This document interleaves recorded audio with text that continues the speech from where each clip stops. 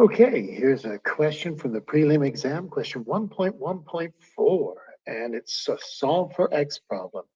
Well, if you see a surd like this, the square root of 5 minus x, the first step to doing these questions is isolate the surd.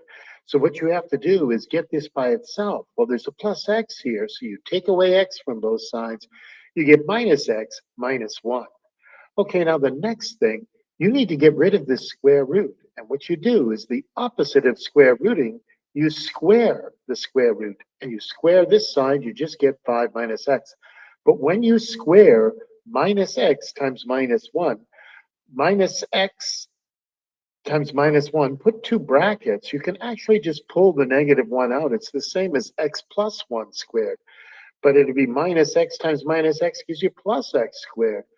You have minus x times a minus 1, another minus 1 times that's plus 2x. And minus 1 times minus 1 is plus 1. When you FOIL this, when you square this, you get this. You need to do it carefully, but that's the answer. Then all you do is you add x to 2x, you get 3x. You take away 5 from 1, you get minus 4. Put down two brackets or use the quadratic formula if you have to, but better not to. Because 4 times 1 is 4. Positive 4 times minus 1 is negative 4. And plus 4x and minus 1x gives you this plus 3x. So there it is factored. Your two possible solutions are x equals minus 4 or x equals 1. Now, for the last mark, you have to do a check. What you have to do is take minus 4 and put it back in here and see if it works. And you try it. You go 5 minus minus 4. Well, that's 5 plus 4, which is 9. The square root of 9 is 3. And 3 minus 4, if I put minus 4 in for x, equals minus 1.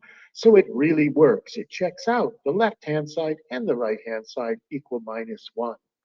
Then let's see if it works if we put 1 in there.